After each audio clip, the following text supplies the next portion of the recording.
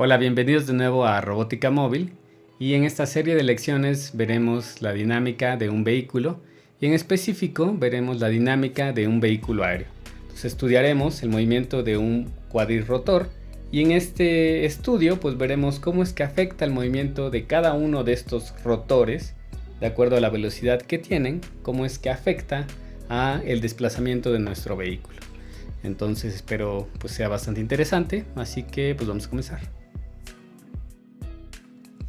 La motivación de estudiar la dinámica es que pues vamos a generar modelos y estos modelos que vamos a estar generando nos van a permitir entender qué es lo que está pasando con el vehículo.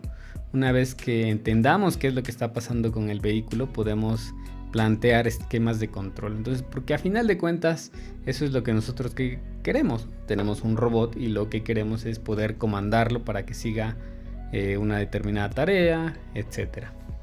Así que pues utilizando la definición de los diccionarios Oxford, pues un modelo es una descripción simplificada de un sistema para poder generar cálculos y predicciones. Pues cuando nosotros tenemos nuestro modelo, podemos saber qué es lo que va a pasar a futuro de acuerdo a las entradas que nosotros estemos colocando, ¿no?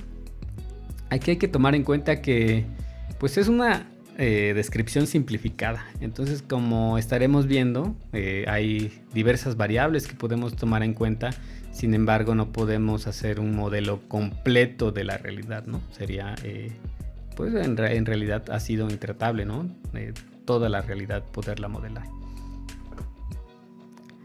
Y bueno, estos modelos caen dentro de la parte de dinámica y pues recordando, la dinámica es una rama de la mecánica que considera el movimiento y las causas que lo originan.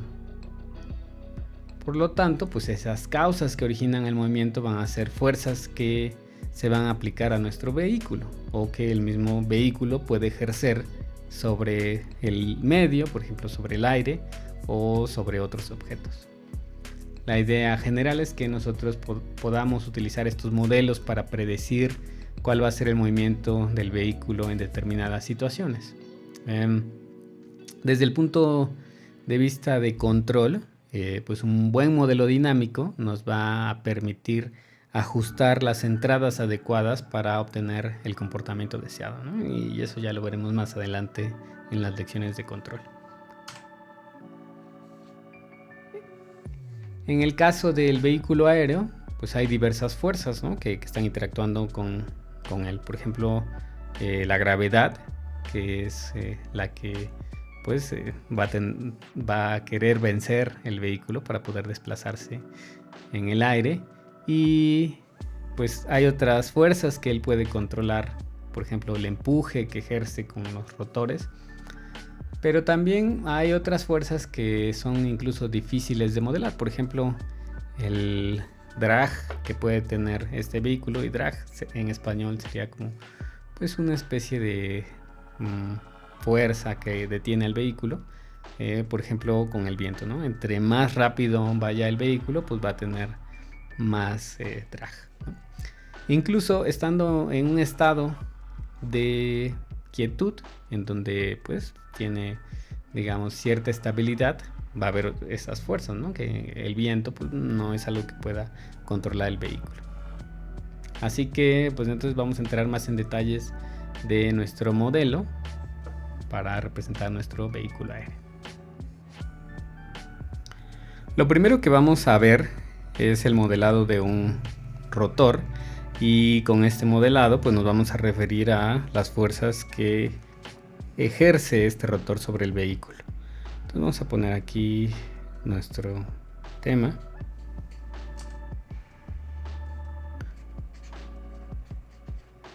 Rotor.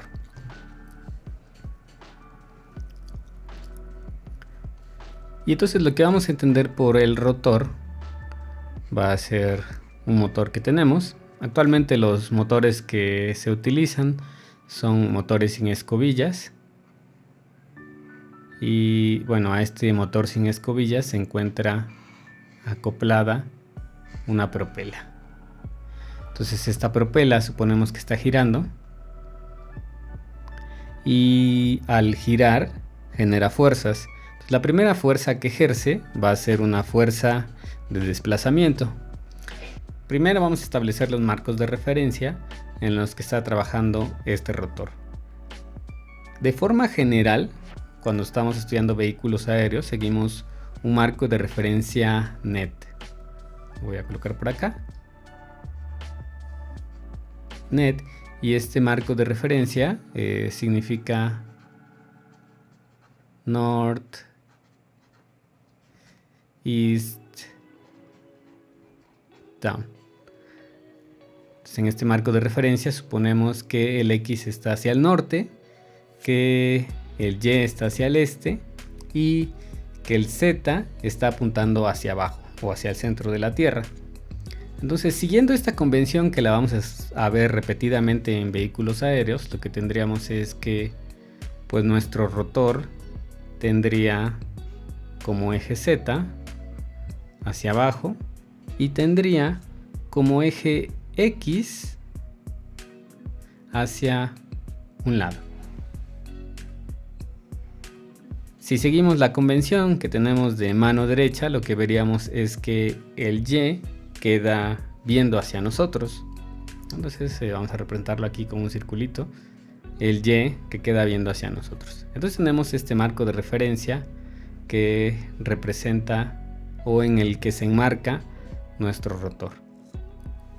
Siguiendo con el modelado, lo que tenemos es que esta propela está girando con determinada velocidad. Entonces, en dependencia de qué velocidad está girando la propela, es que va a ejercer una fuerza que va a estar contraria a cómo está desplazando el aire.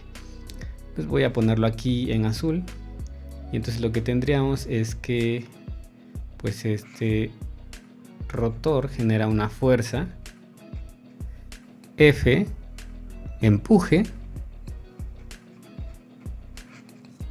y pues esta fuerza de empuje va a estar moviendo el vehículo hacia el lado contrario del Z. ¿Okay? ¿De qué depende esta fuerza de empuje? Bueno, primero vamos a colocarlo aquí, fuerza de empuje. Para no escribir todo empuje voy a poner solo FE. Y entonces esta FE va a depender de forma proporcional, 1, a la velocidad que tenga de rotación estas propelas, que vamos a llamar omega, y va a depender de una constante que va a traducir la velocidad rotacional que tiene a una fuerza. Entonces tendríamos aquí esta constante de fuerza y finalmente pues tenemos en una relación cuadrática. Ahora, ¿cómo se llega a esta formulación? Existe un modelado, digamos, analítico que podemos hacer en donde primero esta constante se puede obtener a partir de diversas variables. Entonces, las variables que intervienen en esta constante, pues aquí vamos a enumerar algunas. Va a depender de la propela que tengamos y esto indica cuál es el ángulo de ataque, el tamaño de la propela, etcétera, ¿no? Hay diversos factores que tengamos ahí. Va a depender de el motor que nosotros tengamos, la cantidad de energía. Va a depender del controlador electrónico, o también se le llama ESC. Y va a depender de parámetros ambientales, ¿no?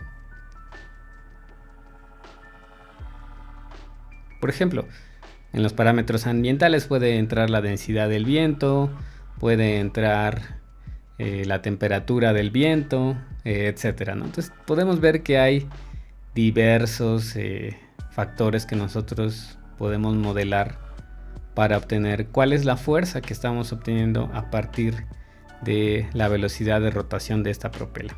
Entonces, para simplificar un poquito este modelado, vamos a introducir esta constante KF. Y enseguida lo que vamos a hacer es modelar ahora otra fuerza que genera nuestro rotor.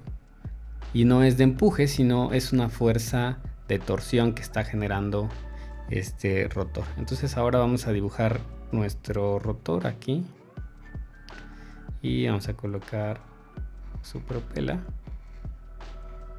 y ahí, bueno, vamos a redibujarlo. Ahí tenemos nuestro rotor. Y vamos a suponer que lo estamos viendo desde arriba nuestro rotor. Entonces tendríamos que el eje X estaría hacia acá. El eje Z estaría hacia abajo. Entonces, como está hacia abajo, lo vamos a poner como una X. Y en el caso del Y, pues lo vamos a representar hacia acá. Entonces, siguiendo la misma convención que tenemos de mano derecha. Entonces lo que tenemos ahora es que pues esta propela, como les decía, está girando a una velocidad omega, y contrario a este giro que se está generando por la propela, se está generando un momento sobre el centro, ¿ok? O sobre el eje que tiene la propela. Entonces este momento va a ser igual a ahora una constante de momento omega al cuadrado. Bueno, igual, ¿cómo se modela esta cosa? Pues bueno, podemos agarrar una cosa analítica. Sin embargo, pues estas variables que tenemos aquí, como el ambiente, la temperatura, qué tan precisa fue creada la propela, pues van a ser unas variables estocásticas. Entonces, lo que se hace normalmente para establecer tanto esta constante como esta otra es hacer un modelado estadístico, ¿no? Se hace diversos experimentos y a partir de estos experimentos pues podemos determinar cuál es esta constante, ¿no? Proceso estadístico. Ya que tenemos nuestro modelo inicial, vamos a ver el movimiento traslacional, ¿ok? Entonces vamos a ponerle aquí movimiento traslacional, y lo que tenemos en este movimiento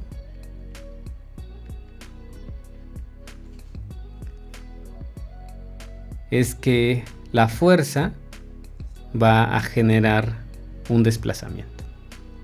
Así que recordando física, pues tenemos que F es igual a ma. Entonces aquí ya tenemos la relación que tenemos de la aceleración con respecto de una fuerza, o la fuerza con respecto de la aceleración. Bien, para hacer un primer estudio de lo que está pasando, entonces vamos a suponer que nuestro vehículo está en equilibrio. ¿Okay? ¿Qué significa que nuestro vehículo está en equilibrio?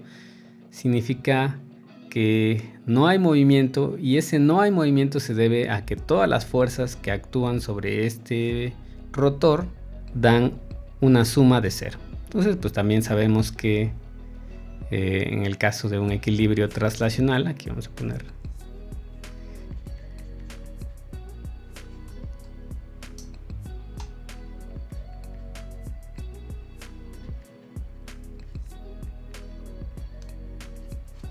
tendríamos que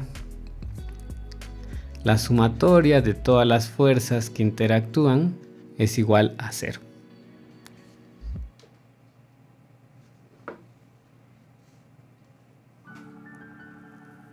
Entonces, como esta sumatoria es cero, pues bueno, significa que no va a haber desplazamiento. Ahora, ¿cuáles son las fuerzas que están interactuando en nuestro rotor? Regresemos acá arriba. Y tenemos uno, que es la fuerza de empuje. Tenemos otra fuerza, que es el peso del vehículo. Entonces, regresando aquí a estas ecuaciones, pues podemos definir que la sumatoria de estas dos fuerzas es igual a cero. En términos del vehículo, lo vamos a poner como que la fuerza total es igual a la fuerza de empuje más el peso del vehículo, o W. Okay. Entonces ya tenemos nuestra fuerza total dada por la suma de estas dos cosas. De aquí, bueno, pues podemos hacer unas ciertas deducciones en donde, pues bueno, ya sabemos que el peso de este vehículo está dado por la masa por la gravedad. Y si aplicamos nosotros lo que sabemos del desplazamiento del vehículo, entonces también podemos saber o podemos deducir que la fuerza total es igual a la masa de nuestro vehículo multiplicado por la aceleración que tiene. Si regresamos a nuestro modelo que tenemos aquí, la aceleración se va a presentar sobre estos ejes, ¿no? X o Z. Dado que estamos modelando un solo rotor, entonces pues vamos a suponer que solo se está desplazando en el eje Z, y entonces tendríamos una aceleración en Z. Pues para representar la aceleración en Z voy a utilizar Z bipunto. Entonces tendríamos que la fuerza total es igual a la masa del vehículo por la aceleración en Z. Ok, entonces con esto ya tenemos un modelado de la traslación del vehículo. Lo que vamos a hacer a continuación es hacer como un pequeño ejemplito para practicar estas cosas que vimos.